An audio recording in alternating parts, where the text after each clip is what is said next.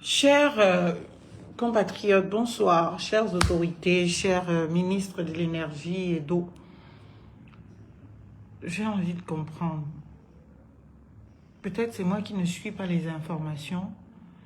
Peut-être il y a eu un journal et il y a eu une information donnée sur les coupures que nous subissons à Libreville et dans tout le Gabon. Parce que malheureusement, ce n'est pas qu'à Libreville.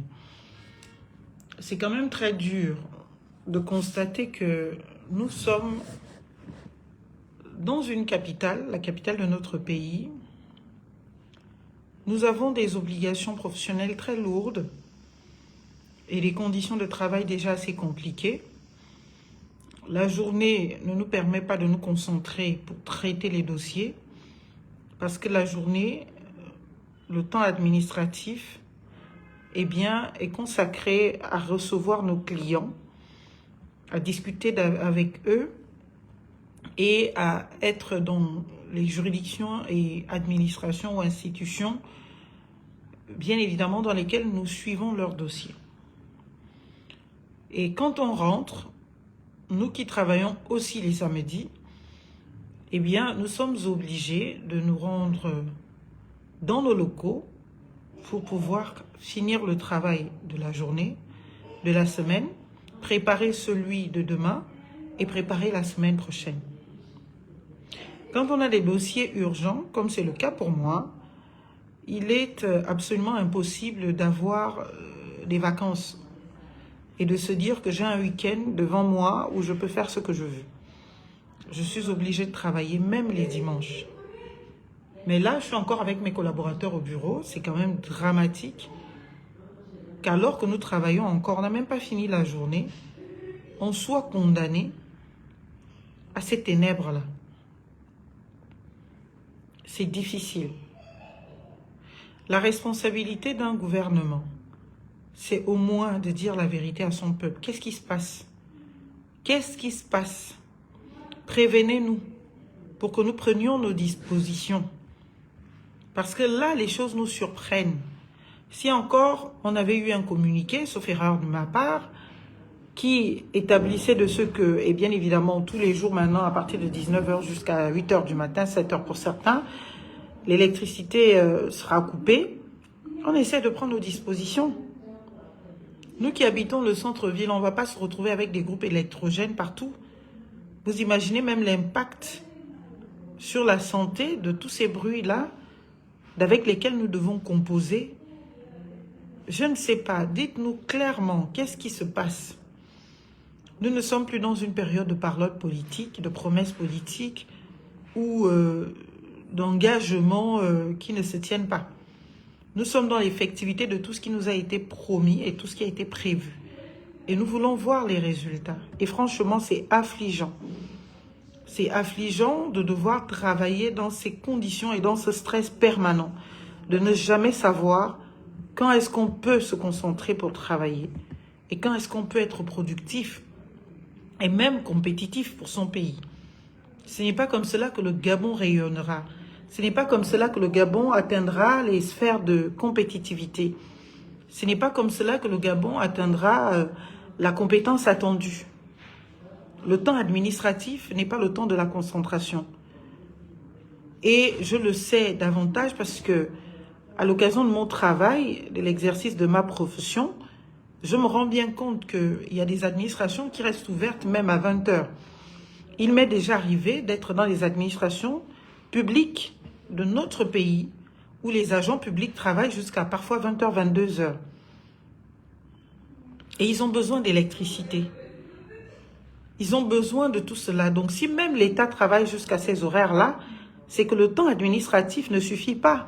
Entre le temps où on reçoit les usagers et le temps où on traite leurs dossiers, il faut bien qu'on soit en capacité, bien évidemment, de répondre aux préoccupations des usagers. Et nous, parallèlement, dans l'exercice de nos professions, on doit être en capacité de pouvoir dignement représenter les intérêts de nos clients, de les défendre au mieux. Mais si psychologiquement nous sommes atteints, c'est impossible que ça se fasse. Si on n'a pas d'électricité, je ne sais pas comment on travaille. entre la chaleur, l'impossibilité de continuer. Vous voyez, j'ai été... Le peu de temps que j'ai été à l'extérieur, vous voyez, et je suis obligée d'amener l'ordinateur. Et regardez, la batterie, c'est-à-dire cet ordinateur va s'éteindre tout de suite. Dans quelques minutes, je ne pourrai même pas continuer à travailler. Et voilà donc quoi nous sommes. C'est pas digne de la République que nous voulons au Gabon.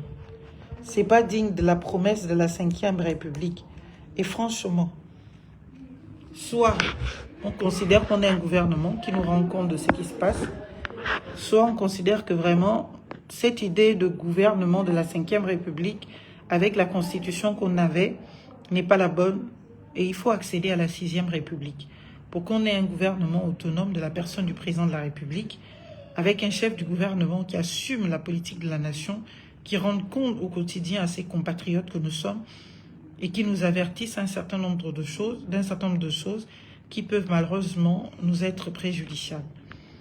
Voilà ce que je voulais dire. Portez-vous bien, bonne soirée. Et vraiment, j'espère que ce soir, ça ne sera pas toute la nuit comme hier, sans électricité. C'est tellement stressant. On n'a pas mangé, on n'a rien fait. Mais on doit tout arrêter parce que malheureusement, eh bien, il n'y a pas d'électricité. C'est indigne, c'est intenable. Je vous remercie. Bonne soirée. Oui, allô?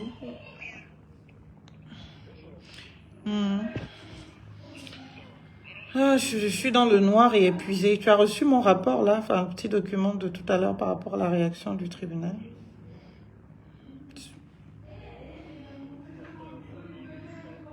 Enfin, oui, oui, oui, exact. Je vous ai fait un petit papier. De vous deux? Non, de vous deux d'abord, pour que vous sachiez de quoi il est question et pour qu'on voit comment est-ce qu'on peut... ce qu'on peut faire dans l'immédiat, quoi. Je suis au bureau, là. J'étais en train de travailler. J'avais des gens, là. Il y a eu la coupure. J'ai même pas assez d'énergie sur mon ordinateur. Donc, j'ai profité à t'envoyer au moins le document qui vous concerne. J'ai pu le finir. Là, tu es dans quelle zone, là? Il n'y a pas un restaurant qui peut avoir l'électricité à l'heure là.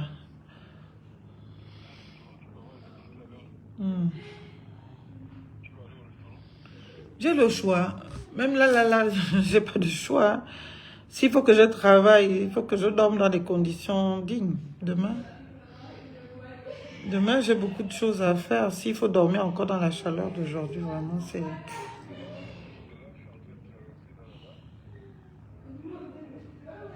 Il y a le courant, là.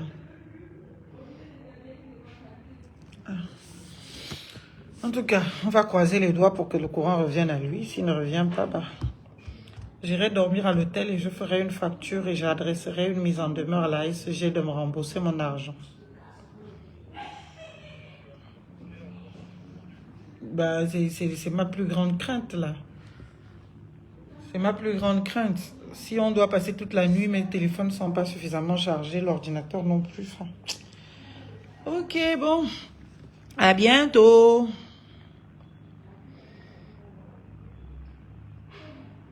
Regarde le document, tu me reviens s'il te plaît. Je l'ai envoyé aussi à l'autre. Ça marche. Non, je suis épuisée honnêtement là, franchement.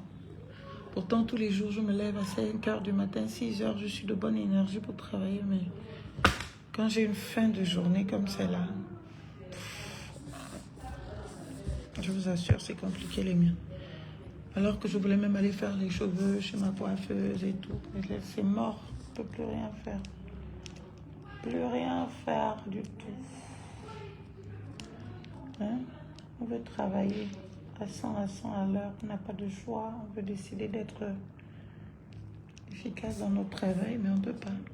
Les conditions de vie, de travail sont tellement compliquées. Bon, vous qui pouvez encore crier, allez crier. Non, moi, je ne peux plus crier. Il faut que je prenne soin de moi. Donc, je ne sais pas qui est l'actuel ministre de l'énergie. Dites-lui de faire le nécessaire, pardon. Nous, on a besoin de courant.